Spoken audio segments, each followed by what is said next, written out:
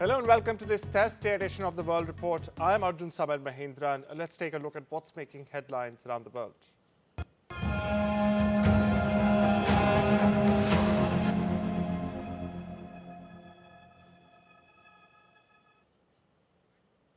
National Investigation Agency Director General Sadanand Datte has arrived in Pahalgam to review the ongoing investigation into the massacre of tourists by Pakistani-backed and sponsored terrorists.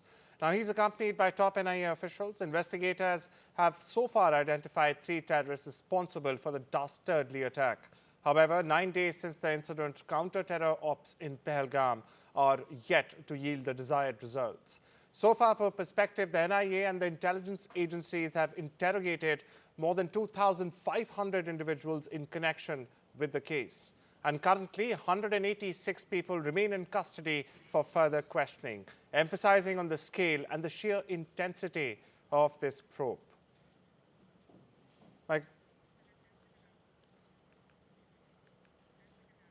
For all our viewers just joining in, there's a big development coming straight from Jammu and Kashmir, where National Investigation Agency Director General Sadanand Datte has arrived, in fact, in Pahalgam, this to review the ongoing investigation into the dastardly massacre of tourists by Pakistan-backed and sponsored terrorists. Now, he is accompanied by top NIA officials on this visit. Meanwhile, investigators have identified 3 terrorists responsible for the attack. However, 9 days since the incident, counter-terror ops in Pahalgam are yet to yield the desired results. For more on this, my colleague Nazir joins me. Nazir, what's the latest you're picking up? Apparently, 2,500 individuals are still being questioned. Well, hundreds of people have been examined by the National Investigative Agency, which is the premier anti-terror agency of the country. And today, chief of the agency has himself reached Pahalgam to take stock of the investigation and how the investigation is progressing. So far, there is no indication if there has been any breakthrough. Doesn't look like, despite hundreds of people being examined. But on the other side, there is a major operation which has been going on for the last 9 days to track down the attackers who have killed innocent people. But so far, security forces have not achieved any success, or it doesn't look like they are anywhere closer to tracking them down.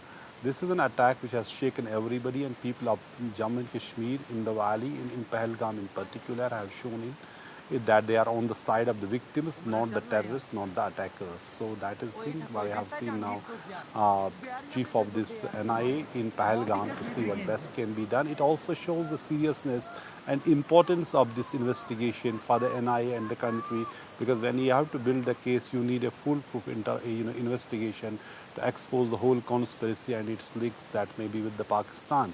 So it can't just be said because of a statement. It only is to be proved to have credible investigation, which NIA has been doing. And NIA has a institutional memory. It has investigated most of the terrorist cases in Jammu and Kashmir and in the country, including 26/11, and recently brought back Tawa Hussain Rana from USA. So the NIA chief here in Pahalgam to oversee the investigations. Top other officials are also accompanying him to see how investigation is progressing in this case. What you mentioned there is extremely important. It definitely does show the intent of the NIA and the Indian government. Moving on, but staying with the same story, U.S. Secretary of State Marco Rubio has in fact spoken with EAM Dr. S. Jaishankar and the Prime Minister of Pakistan, Mohammad Shahbaz Sharif, in separate conversations. Now, Rubio has urged both countries reportedly to de-escalate tensions. He has also called on Pakistan to condemn the horrific terror attack and also cooperate with investigation efforts.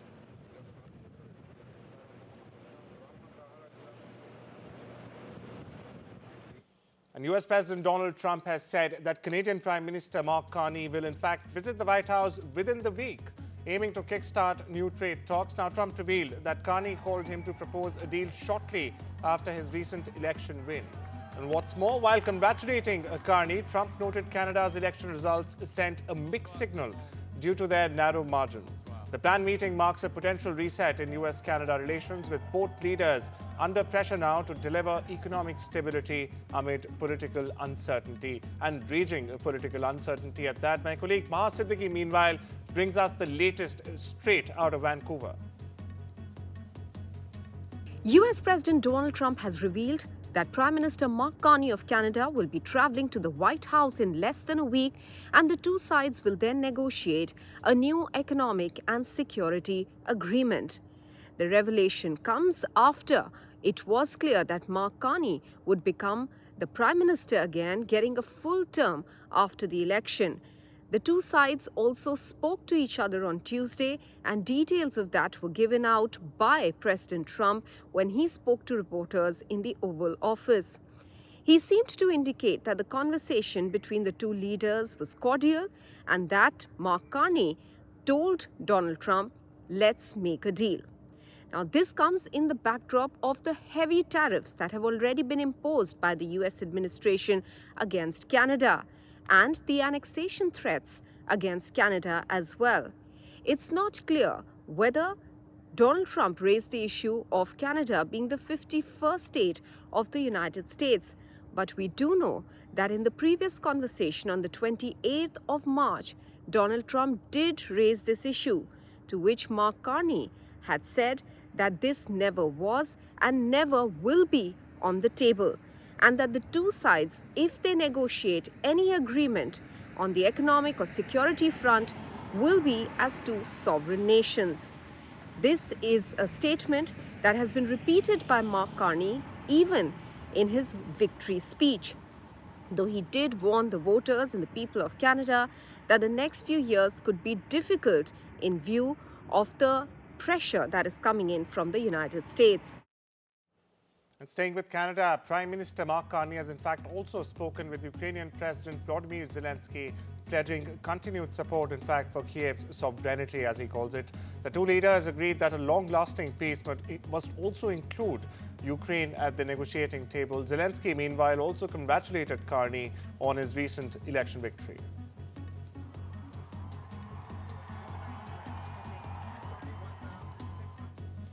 Now, a record 22 Punjabi origin candidates have been elected to Canada's House of Commons following a dramatic comeback by PM Mark Carney's Liberal Party.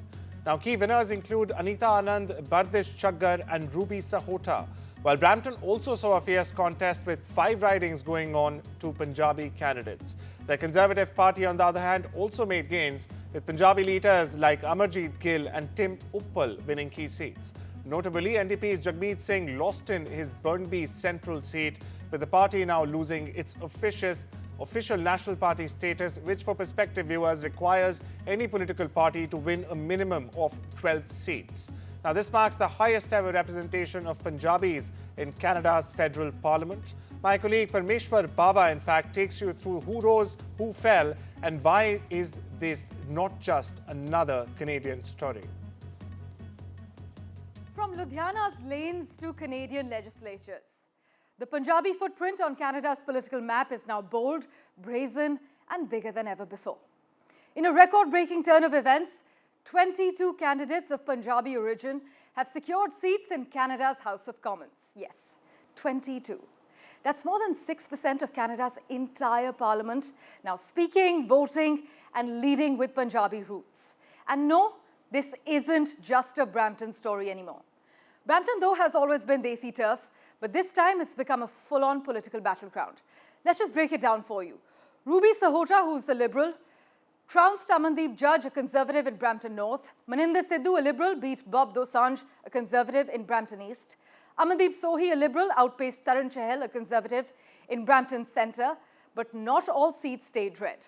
Sukhdeep Kang, a Conservative, flipped Brampton South by defeating Sonia Sidhu, who's a Liberal.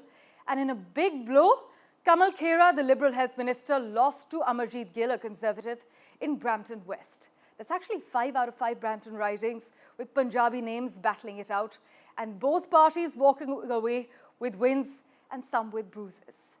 But let's just zoom out a bit, though. Across the Canadian map, the who's who of Punjabi Canadian politics played a high-stakes game. Liberal heavyweights who held their front And their forte include Anita Anand from Oakville East. The former innovation minister isn't just a political brain. She's also one of the few Trudeau-era ministers to survive this wave. Bardesh Chagger from Waterloo, a veteran name, she's known for her work on diversity and inclusion. Meanwhile, Anju Dhillon, Sukh Dhaliwal, Randeep Sarai, Ikwinder Gaheen, Gurbakh Saini, Param Bains all secured wins for the Liberals across the board. In what may be the most dramatic twist of this election, though, Jagmeet Singh, one of Canada's most recognized political figures and leader of the New Democratic Party, the NDP, lost from Burnaby Central. But not only did he lose, he finished third and subsequently resigned as NDP president. Now, for a man who made international headlines with his swagger, his turbans and TikToks, this is nothing short of a political earthquake. Let's not forget, this isn't just about Canada, though. It's a mirror to the growing clout of the Indian diaspora, especially the Punjabi Sikh community, which now shapes policies in one of the world's most progressive democracies. Their success, therefore, is symbolic of migration, assimilation, and now domination, not just in business or culture, but in the very machinery of governance. In a significant move signaling deeper strategic ties, Ukraine and the US have signed a minerals and reconstruction deal strongly backed by President Donald Trump. Now, this agreement grants Washington preferred access to Kiev's rare earth resources and also establishes a joint investment fund to, in fact, aid Ukraine's post-war rebuilding. Ukrainian officials, meanwhile, have said that Kiev retains control over what and where to mine, with hopes that the accord will also unlock further US assistance. Now, this includes air defense systems as well. The signing comes amid Trump's ongoing efforts to broker peace in the region. Listen in to, meanwhile, what the US Treasury Secretary Scott Bessent had to say. I am glad to announce the signing of today's historic economic partnership agreement between the United States and Ukraine, establishing the United States-Ukraine Reconstruction Investment Fund. This partnership allows the United States to invest alongside Ukraine to unlock Ukraine's growth assets, mobilize American talent, capital, and governance standards that will improve Ukraine's investment climate and accelerate Ukraine's economic recovery. And the Kremlin has said that President Vladimir Putin is open, in fact, to peace in Ukraine, but has also warned that the complexities of this conflict make quick progress unlikely. Now, while Washington pushed off a swift resolution, Moscow still insists that its core goals must be met, preferably through diplomacy, it says. Ukraine, on the other hand, meanwhile, has said that it's ready for talks if Russia agrees to an unconditional ceasefire. Now, with Trump championing a peacemaking role, all sides are under pressure to, in fact, find a path forward in Europe's deadliest conflict ever since the Second World War. US President Donald Trump has said that a potential trade deal is in works with India, South Korea, and Japan as well. Now, Trump insisted that there is no rush to conclude the deals because the US is, in fact, reaping the benefits of the tariffs it has imposed. Now, Trump stated, and I'm quoting here, "We are sitting on the catbird seat. They want us, we don't need them." And on the other side of the aisle, making a stark comeback in his sharpest attack since leaving office and the first public appearance, in fact, since her defeat, former American Vice President Kamala Harris has come out swinging against US President Donald Trump. Now, Harris gave a speech at a high-profile gala for Emerge America. Here's what she said. An agenda to slash public education. An agenda to shrink government and then privatize its services. All while giving tax breaks to the wealthiest among us. By the way, an agenda that is not lowering costs, not making life more affordable, and not what they promised. We are living in a moment when the checks and balances upon which we have historically relied have begun to buckle. And we here know that when the checks and balances ultimately collapse, if Congress fails to do its part, or if the courts fail to do their part, or if both do their part, but the president defies them anyway. Well, friends, that is called a constitutional crisis. And that is a crisis that will eventually impact everyone.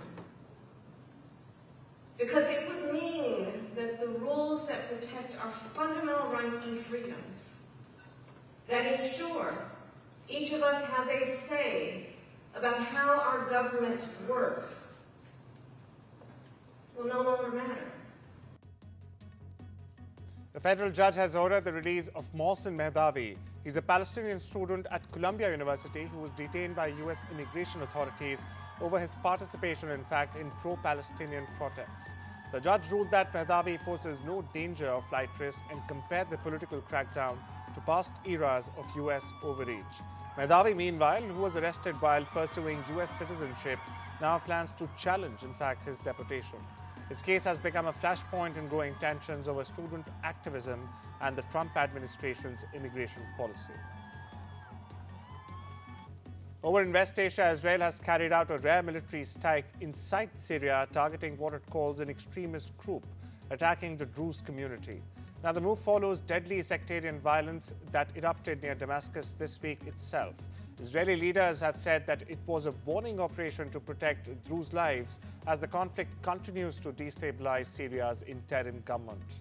Syria, meanwhile, condemned all foreign intervention and has insisted it would protect its diverse communities itself.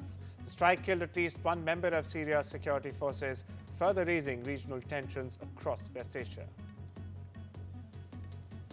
At least 3 people have died following a massive power outage that plunged Spain into chaos earlier this week. The victims, a family in northwestern Spain, are believed to have died from carbon monoxide poisoning caused by a faulty generator. Authorities are also investigating other potential blackout-related deaths, including a fire fatality in Madrid and a ventilator failure in Valencia. The outage disrupted daily life across Spain and Portugal, crippling transport, communication networks, and even payment systems as officials still race to determine the cause. It's time we slip into a short break. I'll see you on the other side.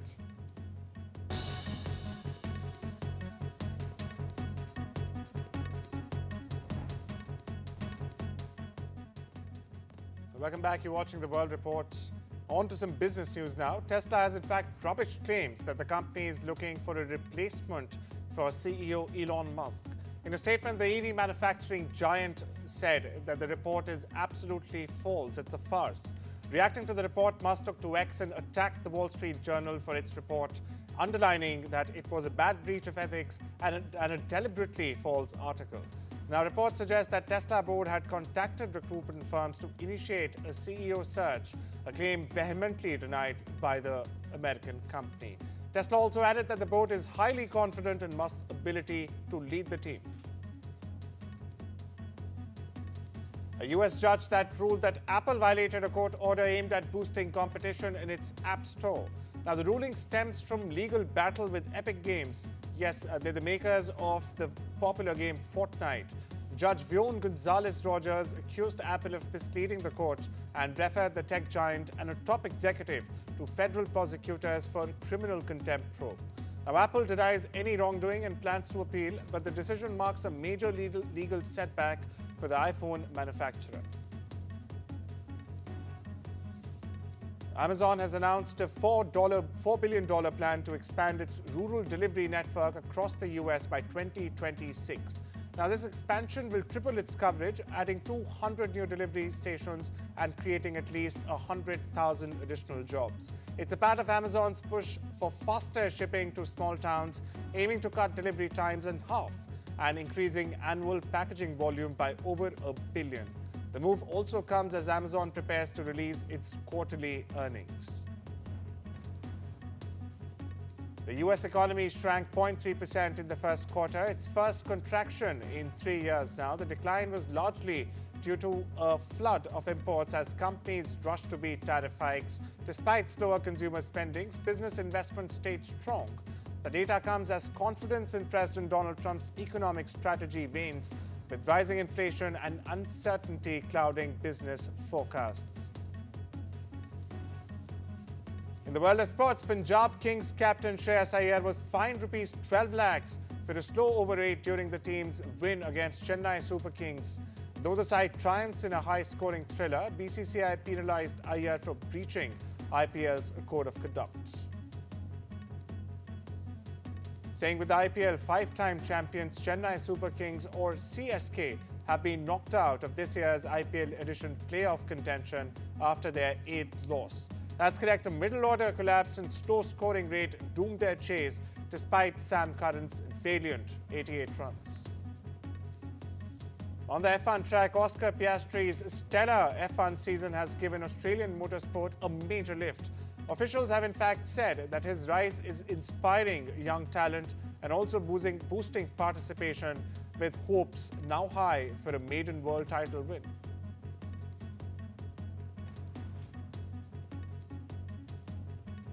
On the football pitch, Barcelona and Inter Milan played out a dramatic 3-3 draw in the Champions League semi-final first-round leg.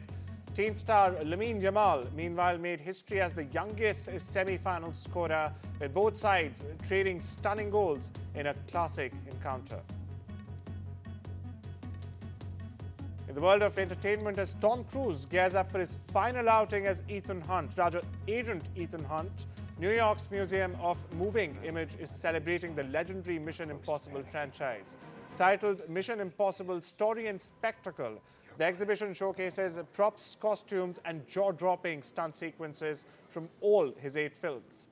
In fact, visitors can also see everything from self-destructing gadgets to the motorcycle Cruise rode off a cliff.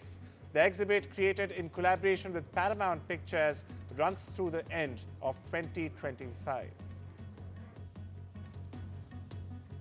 Hollywood star Blake Lively turned heads at the New York City premiere of Another Simple Favor, wearing a stunning creation by Indian designer Rahul Mishra.